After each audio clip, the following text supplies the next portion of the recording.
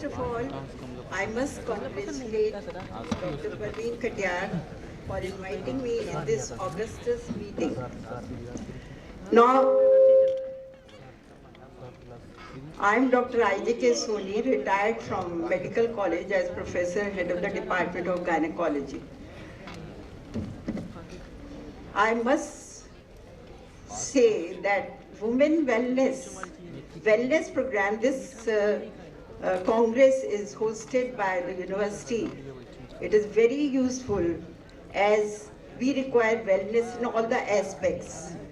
Women wellness is the main thing which we can follow, because a lady, a female, when she is well, she can hold the whole family to be well, and then the society also.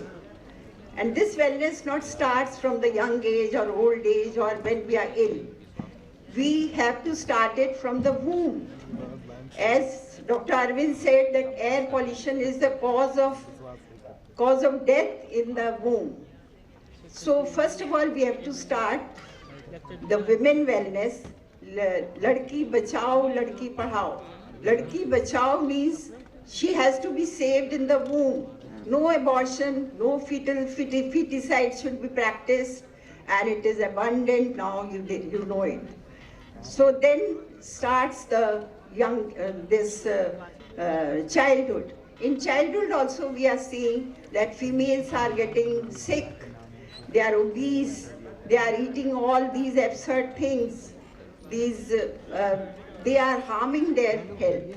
So we have to go for that. And we see that PCOS is a very enormous condition which is present in about 90% of the females. So we have to stop them from eating these filthy things, and we have to eat normal and good food, healthy food.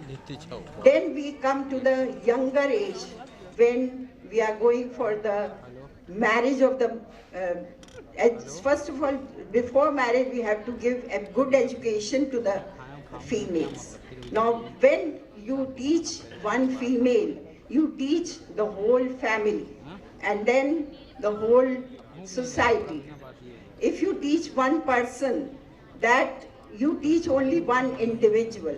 But when you teach a female, you teach the whole society.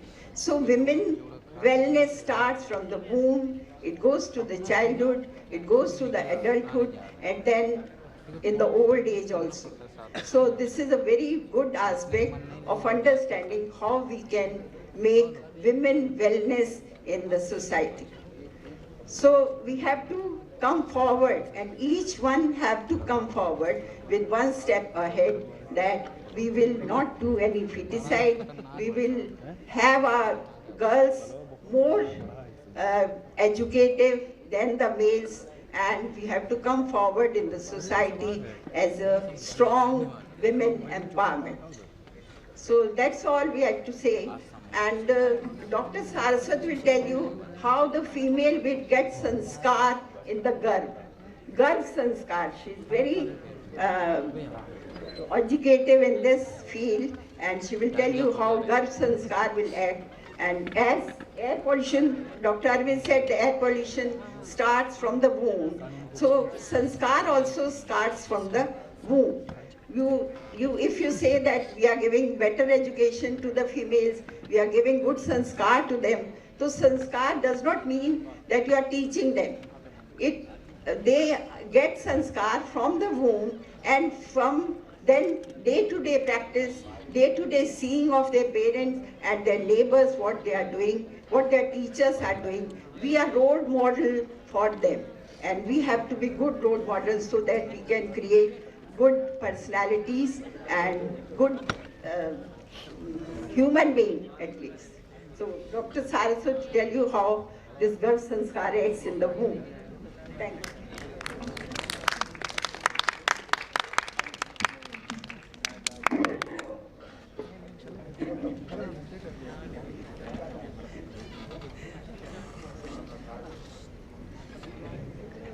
सभागार में उपस्थित सभी लोगों को मेरा बहुत बहुत प्रणाम। मैं doctor Sangeeta Saraswat private practice में हूँ, गायनेकोलॉजिस्ट हूँ। फीमेल वेलनेस की जब बात होती है तो पहली बात हर महिला को ये समझनी पड़ेगी कि wellness is not only confined to physical health. We have to keep all aspects of health in mind. तो जैसे WHO डेफिनेशन है जो हेल्थ की कि a person is healthy only when he is physically, mentally, socially and spiritually healthy. तो ये महिलाओं पे पूरी तरह से लागू होती है कि जो भी हम स्वास्थ्य की बात करते हैं आज केवल फिजिकल हेल्थ तक ना कन्फाइंड रह जाए. हर व्यक्ति पूरी तरह से शारीरिक, मानसिक, सामाजिक और आध्यात्मिक रूप से स्वस्थ हो, तभी ये समाज स्वस्थ हो पाएगा. And female wellness is very important, क्योंकि जब एक गर्ल चाइल्ड पैदा होती है, कोई लड़की पैदा होती है, तो वो केवल उस घर के लिए एक बच्ची नहीं है, पूरे ब्रह्मांड के लिए एक कोख मिली है जो आगे एक सुसंतति का निर्माण करेगी, फ्यूचर जनरेशन को पैदा करेगी. तो इसलिए हमको उसकी वेलनेस का बहुत बहुत ध्यान रखना है.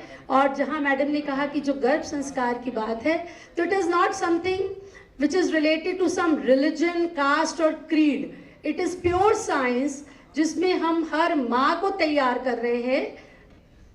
माँ बनने से पहले उसको इस बात का ज्ञान हो कि उसके पास ये पावर है कि वो किस तरह से एक पूरी तरह से समग्र रूप से स्वस्थ एक बच्चे का निर्माण कर सकती है, जैसा चाहे संतान उसको प्राप्त कर सकती है. और उसके पीछे का विज्ञान क्या है उसके बारे में पूरी तरह से हम समाज को, डॉक्टर्स को, पैरामेडिकल अपने स्टाफ को, आंगनवाड़ी, आशा वर्कर्स, टीचर्स, प्रिंसिपल, सभी लोग को इसके बारे में अवेयर कर रहे हैं. साइंस के बारे में, ये साइंस कोई नई नहीं है. आप सब जब गर्भ संस्कार के बारे में समझते हैं, जैसे गर्भ में बच्चा कैसे सुनता है, सीखता है, देखता है और अपनी प्रतिक्रिया करता है, तो आपके दिमाग में डेफिनेटली कुछ उदाहरण आते होंगे. और सबसे कॉमन उदाहरण जो है वो है अभिमन्यु का. So now we are going to schools also teaching about Abhimanyu effect, कि किस तरह से अभिमन्यु ने गर्भ में अपनी माता सुभद्रा के गर्भ में अर्जुन द्वारा बताई हुई चक्रव्यूह वेदन की विधा को सीखा. तो ये एक पूरी एक इसके पीछे विज्ञान है कि सुभद्रा जो थी वो साधारण नारी नहीं थी. सुभद्रा जो थी एक योग्य महिला थी. तो हमको भी हर पहले अपनी बच्ची की योग्यता बढ़ाने पे ध्यान देना चाहिए, ना कि पहले उसके विवाह पे और उसके माँ बनने के ऊपर. ये फीमेल वेलनेस का बहुत बड़ा इशू है.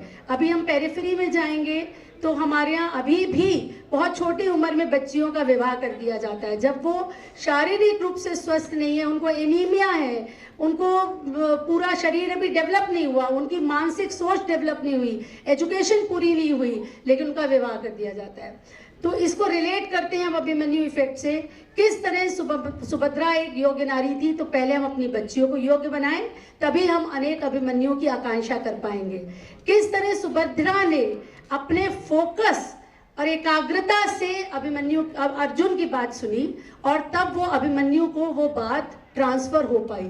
तो ये डेवलप करना है हमें अपनी बच्चियों के अंदर कि वो जो कुछ भी करे, चाहे कोर्स का हो, चाहे एक्स्ट्रा करिकुलर हो, चाहे कोई नया ज्ञान प्राप्त कर रही हो, वो पूरा फोकस से, केवल डिग्री नहीं लेनी है आप बच्चियों को, आपको जो भी करना है वो लाइफ में आपके काम आए, इस तरह से आपको अपनी एजुकेशन पूरी करनी है. तो ये एक कंसेप्ट है जिसको हम लागू कर रहे हैं. किस तरह से आप फेथ और डिवोशन डेवलप करके जो भी आप ज्ञान यहाँ से लिया. Air pollution, now this is such an important subject जो अभी एक नई विज्ञान की विधा निकल के आई है, उसको एपिजेनेटिक्स बोल रहे हैं. उस तक में एयर पोल्यूशन का रोल है. शायद एपिजेनेटिक्स आप लोग ने नहीं सुना होगा, जेनेटिक्स सुना होगा. जेनेटिक्स से आप क्या समझते हैं? जेनेटिक्स से यही समझते हैं कि जो माता पिता के क्रोमोसोम्स हैं वो बच्चे के अंदर जाते हैं. लेकिन आपको ये पता होगा कि हर एक बच्चा एक स्वतंत्र सत्ता है, वो अपने आप में एक अलग व्यक्तित्व है. अगर ऐसा होता कि जेनेटिक्स से ही बच्चे का निर्माण हो रहा होता तो हर बच्चा अपने माता पिता की कार्बन कॉपी बन जाता, लेकिन ऐसा नहीं है. हर व्यक्ति अपने आप में अलग है. और ये क्यों हो रहा है?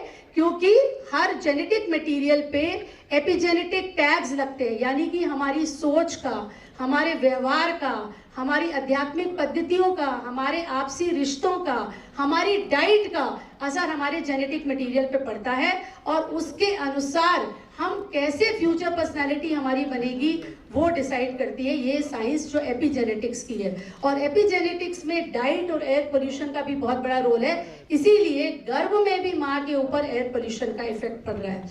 तो ये पूरी जो विधा है जिसमें हम ये बताते हैं कि गर्भ में बच्चा किस तरह से सीखता है, वो आज की माँओं को हम तैयार कर रहे हैं, जिसमें हम भावी माताओं को न केवल उनके शारीरिक स्वास्थ्य के लिए बल्कि उनके मानसिक और आध्यात्मिक स्वास्थ्य के लिए भी तैयार किया जा रहा है, जिससे वो एक समग्र शिशु को, स्वस्थ शिशु को जन्म दे सकें। उस स्वास्थ्य के विषय में जो फीमेल वेलनेस की हम बात कर रहे हैं, उसमें बहुत इंपॉर्टेंट रोल है आपकी डाइट का।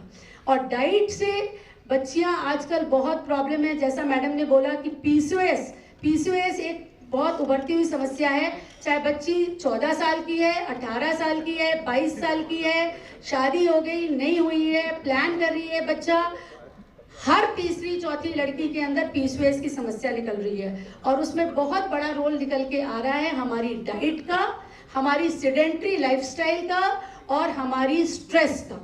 तो पीसीओएस के लिए आप लोग को ये जानना बहुत ज़रूरी है कि वेट गेन तो खराब है, लेकिन साइज 0 होना भी उतना ही खराब है, क्योंकि जब आप कुछ नहीं खाती हैं तो एनीमिक हो जाती हैं, एनोरेक्सिया नर्वोसा जैसे डिसऑर्डर्स हो जाते हैं, मानसिक रूप से आप कमज़ोर हो जाते हैं। तो डाइट में आप लोग को जानना बहुत ज़रूरी है कि किस तरह से एक संतुलित आहार लड़कियों को लेना चाहिए, जिसमें समुचित मात्रा में प्रोटीन्स, कार्बोहाइड्रेट्स, विटामिन्स और इवन फैट्स होने चाहिए।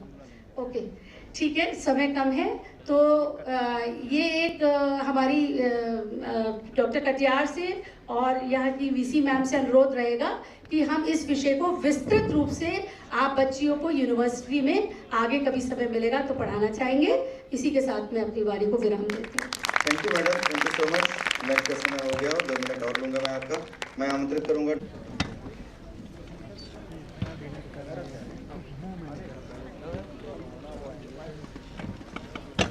चलो।